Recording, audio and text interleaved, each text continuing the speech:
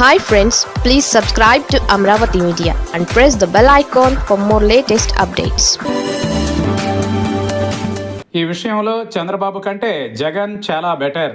కూటమి ప్రభుత్వంలో చంద్రబాబు నాయుడు రథసారథి. అపరిమితమైన అధికారాలు ఆయన చేతిలో ఉన్నాయి. అయినా ఆయన మాట ఎవరూ వినడం లేదు. టీడీపీ నాయకులు, కార్యకర్తల మీటింగుల్లో స్వయంగా చంద్రబాబు తన ఆవేదన, ఆక్రోశాన్ని వ్యక్తం చేస్తున్న పరిస్థితి. తాజాగా చాలామంది ఎమ్మెల్యేలు సొంత బలంతో గెలిచామని అనుకుంటున్నారని చంద్రబాబు అన్నారు. అంత సీన్ లేదని, పార్టీ అండతో గెలిచామని గుర్తుంచుకోవాలని ఆయన హితవు చెప్పారు. టీడీపీ ఎమ్మెల్యేలు చంద్రబాబు చేయి దాటిపోయారని ఆయన మాటలు చెబుతున్నాయి. ఇదే జగన్ విషయానికి వెళదాం. సార్వత్రిక ఎన్నికలలో వైసీపీ ఘోరంగా ఓడిపోయింది.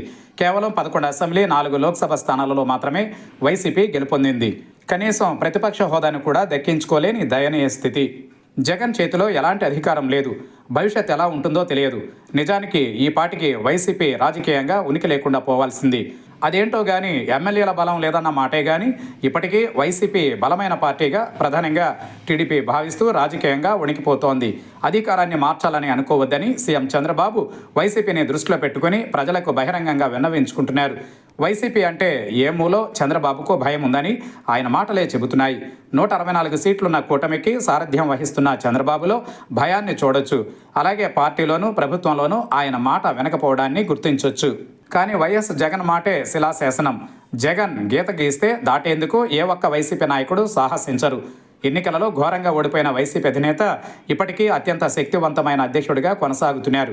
ఎన్నికలలో ఓడిపోయినప్పుడు కొంతమంది ఆ పార్టీని వీడారు. ఆ తర్వాత వైసీపీ నుంచి కూటమి వైపు పెద్దగా వెళ్లిన దాఖలాలు లేవు.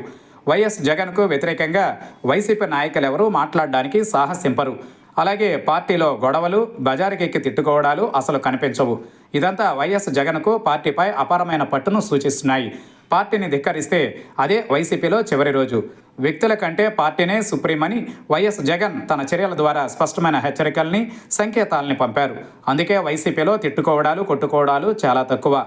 ఇదే టీడీపీ విషయానికి వస్తే కడప మొదలుకొని శ్రీకాకుళం వరకు బహిరంగంగానే విమర్శలు చేసుకుంటున్నారు. పరస్పరం ఫిర్యాదులు చేసుకుంటున్నారు. కానీ ఎక్కడా క్రమశిక్షణ చర్యలు తీసుకుంటున్న దాఖలాలు కనిపించవు.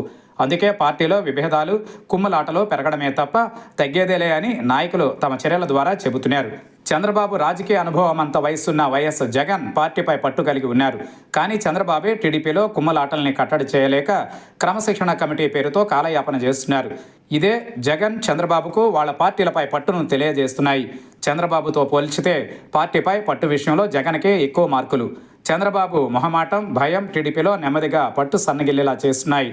కానీ జగన్ నిర్మొహమాటం, ధైర్యం వైసీపీలో తిరిగిలేని పట్టు ఉండేలా చేశాయి. ఎంతటి వారైనా జగన్ మాట వినేవరకే, లేదంటే వైసీపీలో మనుగడ ఉండదు. టీడీపీలో భిన్నమైన పరిస్థితి.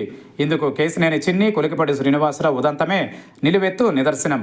కారణాలు ఏవైనా టీడీపీలోనూ ప్రభుత్వంలోనూ సీఎం చంద్రబాబు పట్టు సడలిందన్నది నిజం.